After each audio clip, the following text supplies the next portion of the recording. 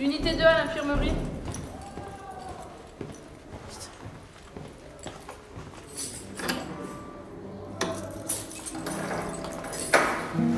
Salut.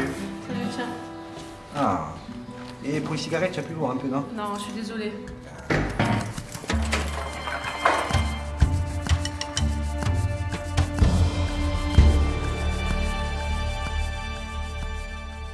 Comment tu décides quel format, avec quelle caméra, avec quelles optiques vous allez tourner?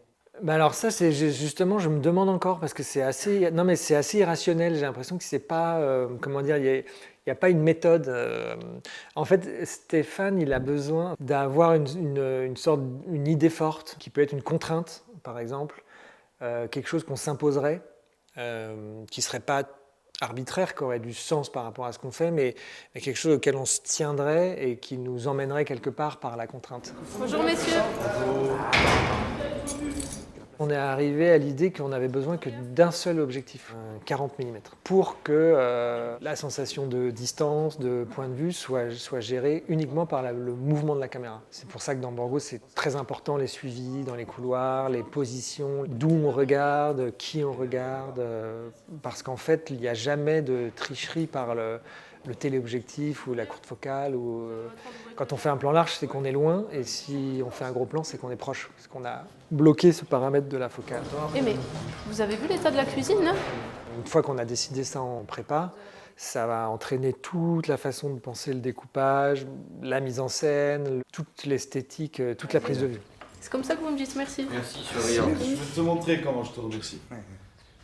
Melissa Mistica di Pisa, Aisope in punta, un'idea che va dunque, oh Melissa mi tomba.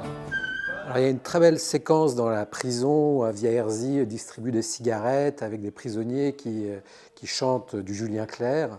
Est-ce que tu En peux... Corse. En Corse. Est-ce que tu peux nous raconter un peu comment tu as tourné cette scène-là? Oui, bah ça c'est vraiment... moi c'est une scène que j'adore, c'est un plan qui se fait caméra à l'épaule, qui suit le mouvement d'Afsia, on se cale sur son rythme de pas, sur son rythme de clé, sur l'ouverture des portes, on est porté par la musique, on est pris par un mouvement, quoi. C'est vraiment juste de la déambulation, des gestes, ça se passe en silence, il n'y a plus de mots, il y a de la musique, il y a du hors-champ. Ça, je trouve, c'est vraiment des plans de cinéma purs, quoi. Les gens aiment beaucoup ce moment-là, et moi aussi, et ils me disent « Ah, c'est super ce plan séquence ». Et en fait, c'est pas un plan séquence du tout. Et ça, je trouve ça vraiment intéressant parce que je s'en suis un peu revenu de fait de tourner des séquences en plan séquence en se disant l'impression va être folle, de continuité.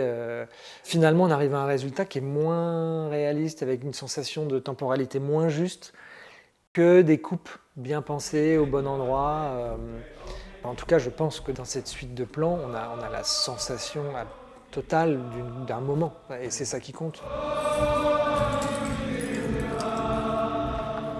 La complexité technique de ça, c'est qu'on balaye tout un long chemin de la prison et que tout ça doit être éclairé parce que ça n'a pas la luminosité corse qu'on voulait amener, et en plus, je pense qu'il pleuvait ce jour-là, par exemple, quand on a tourné.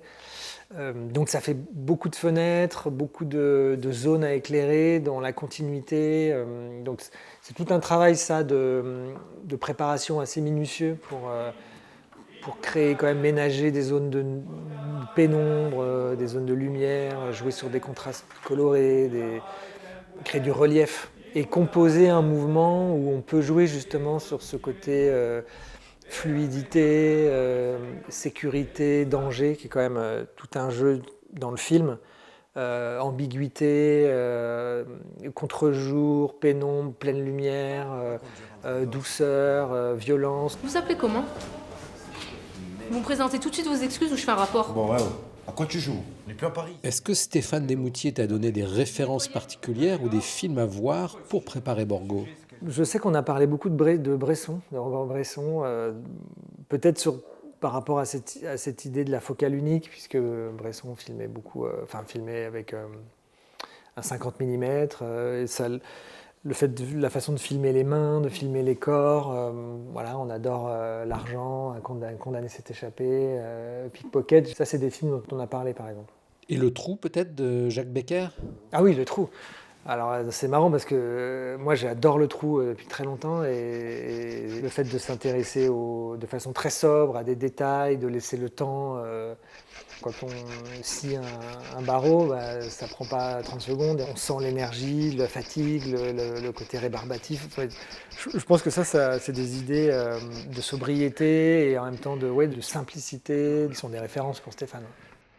Alors dans Borgo, en termes de mise en scène, la caméra ne lâche quasiment jamais à Via Herzi. Comment tu tournes ces plans-là? À quoi tu penses?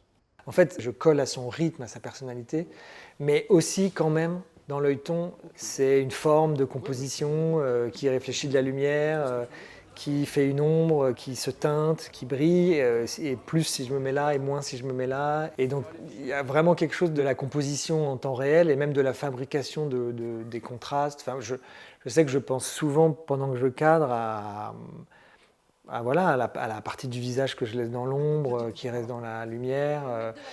Afsia ou les autres sont une forme graphique sur un écran qui se dessine, quoi, quand même. Il y a quand même ce rapport-là, quoi. Qu'est-ce que ça change pour toi de faire à la fois le cadre et la lumière? Si je ne faisais pas la lumière, je cadrerais complètement différemment. Un visage, par exemple, pour que ce soit élégant, il y a souvent une partie claire et une partie sombre. C'est intéressant si la partie claire du visage, elle se découpe plutôt sur une partie sombre du décor et inversement. Donc, c'est quelque chose que je peux accentuer par un projecteur, mais que je peux accompagner au cadre, ou que je pourrais totalement détruire au cadre si je ne le faisais pas. Je pourrais me la mettre, inverser les rapports de contraste. Donc en permanence, est-ce que j'ai le temps de mettre ce projecteur? Est-ce que ça va être mieux? Est-ce que je le fais plutôt au cadre? Si je cadrais sans faire la lumière, je me poserais plutôt une question de c'est quoi le bon angle, j'en sais rien par rapport au nez. Alors que si je fais la lumière, des fois je peux me dire je me mets plus bas parce que ça m'intéresse d'avoir le réverbère. Peut-être que c'est bête pour le visage d'être un peu en contre-plongée, mais en même temps ça crée peut-être quelque chose dans l'image globale.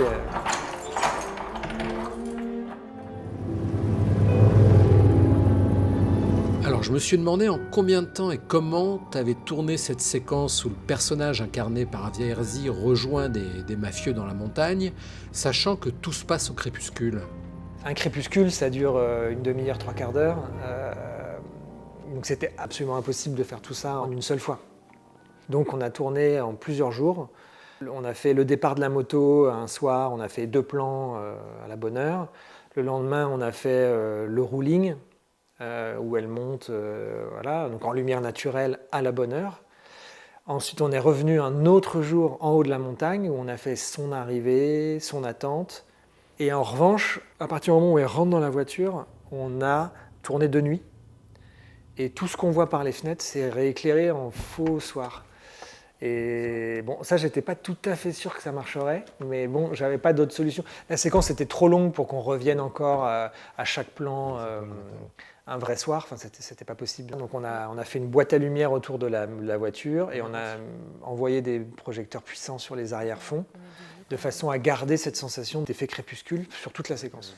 Quand tu dis une boîte à lumière, c'est-à-dire? Une boîte à lumière, c'est-à-dire qu'on met des réflecteurs blancs tout autour, dans laquelle on réfléchit de la lumière de façon à ce que ce soit une lumière enveloppante, complètement diffusée, et qu'on n'ait pas une sensation de projecteur de théâtre ou de cinéma qui projette des ombres. Quand on est à l'heure bleue, il n'y a aucune ombre, c'est une lumière très bleutée, très enveloppante.